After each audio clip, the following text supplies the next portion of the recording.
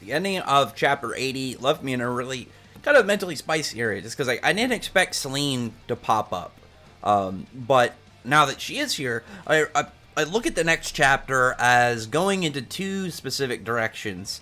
Either we get the Suzaku versus Selene fight, which is definitely what I want, or we end up going and taking the focus over to the main cast, you know, anyway, from Hakune and Mimi. The way that this can work, like, in my opinion, the most optimal way, at least, is Suzaku and Selene focus, and then the fight that isn't over yet, but, you know, after maybe like a chapter, maybe like at the end of the next chapter, it ends, showing a little bit of what's going on with the other people, and then ends up doing, you know, maybe like the Mimi rematch, or with Gray and Hakune rematch, because those fights definitely are needed. Gray against an ice guy, well, ice woman, is definitely needed to have a comeback, because otherwise it'd be weird leaving an ice specialist, not just an ice specialist, but an ice slayer wizard with an L and never, you know, reclaiming a win against, you know, another ice user. As well as, like, it's a good chance for his transcendent magic stuff. And then obviously, like, we already know, like, we needed to see Lucy beat Mimi after their fight. But Suzaku versus Selene is, like, the big focus that I'm really hoping is the next chapter. And I look at it similarly as I did with Yoko when she went up against the main cast. Because if it was Yoko versus any of the main cast 1v1, I would have had higher expectations for her performance. But, I mean, really, she was against the entire main cast. And not only that, she had, like, pretty much all of her yokai against, you know, Natsu, Lucy, Wendy, Gray. You know, you had all of Lucy's spirits and stuff.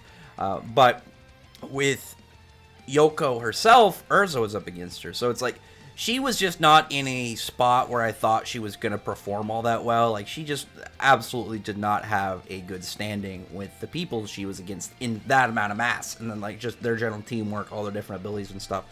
But with Selene and Suzaku, I don't expect Suzaku to, like, just workshop. I don't expect him to go to town on Selene.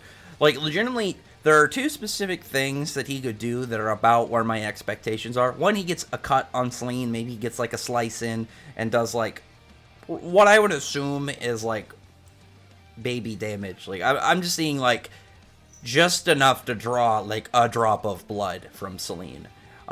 Other than that, if Selene ends up, like, doing an attack, you know, one of her spells from the moon, ends up, you know, doing her thing, pointing at the moon, and you see either offensive version of that, like maybe just some beam of moon energy or a portal, and Suzaku cuts it.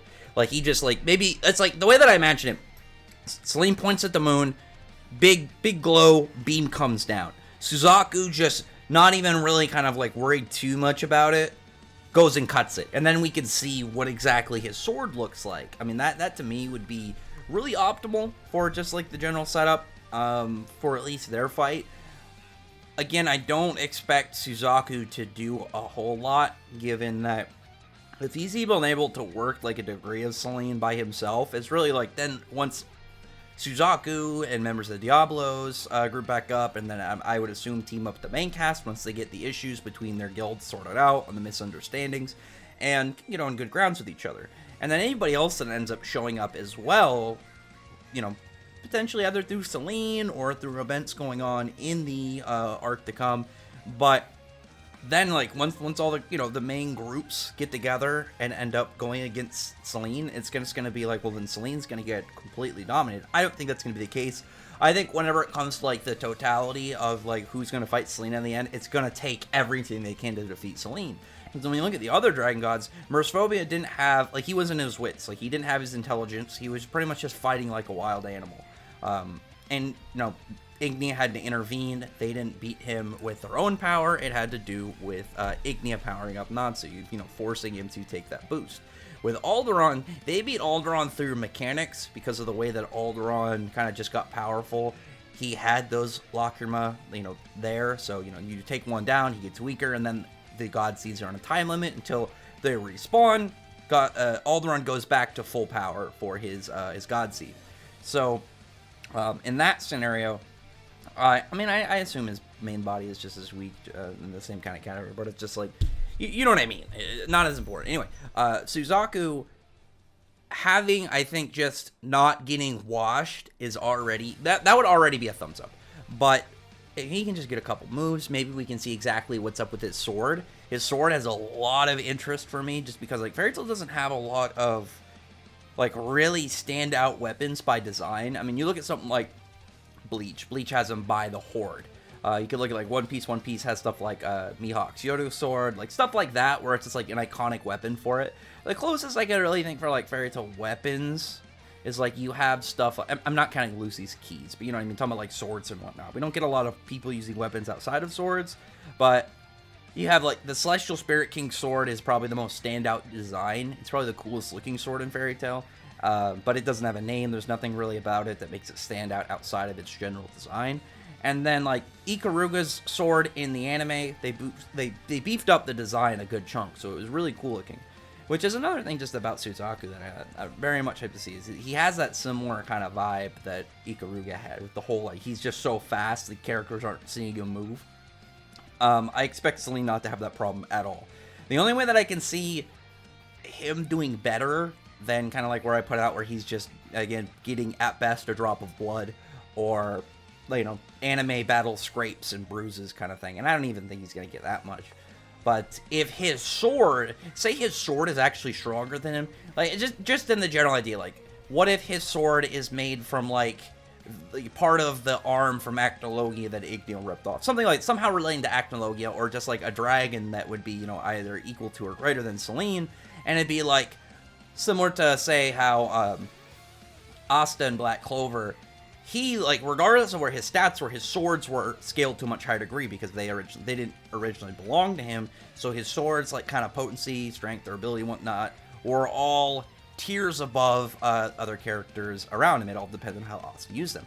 We could get something like that with Suzaku. Maybe Suzaku's sword is just super dangerous by itself, and he's just a really fast, really good swordsman. Again, there's the general questions of what exactly he's going to kind of run with his powers and abilities. We don't really know what Red Dragon does. We don't know, maybe if he's just, like, he just has the sword, and maybe he's called the Red Dragon because he's constantly cutting people before they know what's going on, so it's, like, has to do with blood. I don't know. But, like, the bigger and last thing I'll just kind of, like, go over as, like, my hype for the next chapter, and what I think will happen for sure, assuming it focuses on Selene and Suzaku, is that we can get a description and display of what exactly Suzaku's magic does. Like, what exactly is different for a Red Dragon Slayer? What exactly is the standout thing for him and his dragon attribute versus any of the other ones? And I still think, like, Blood is still my first pick, unless it's just, like, some weird thing with Red, kind of like a Red Mage, Red Wizard and stuff. But that's just for us to wait and see how exactly that's going to turn out. I mean, these are just kind of like my guesses for now. I am hyped. Suzaku, if you can just not get instantly defeated, do maybe some cool stuff, that's all I require of him. I don't expect him to do that crazy against Selene, because we know how powerful Selene is, and on top of that, she can just casually either send him through a portal or, you know, teleport herself. Like, she can freely at any point she feels like it, got to teleport anywhere across dimensions or, you know, the terrain, anything she really feels like. I would assume that, given that her magic comes from the moon, if she wanted to, she could just teleport somebody to the moon. Either way, comment below. Tell me your thoughts about these predictions. Like, they aren't too kind of crazy and all over. Like, for the most part, it's like my wish list really for what to happen between Suzaku and Selene, because that's where I think the chapter will focus. I know there's the possibility that, you know, it could appear somewhere else, but I think with ending the way it did with that really sick kind of split page between Suzaku and Selene, that's like, you gotta at least open with a couple pages of that fight, or end with a couple pages of that fight. I'm just really hoping we get to find out more about Suzaku's abilities and get it. The very least that I would like is either a display or a description exactly of what a Red Dragon does. Like, what exactly does Red Dragon Slayer magic do? Anyway, other than that, comment below, thumbs up the video, but from the like button, subscribe button, check out my other videos. But on that, I appreciate everybody who's already subscribed. Thank you all for listening. Bye.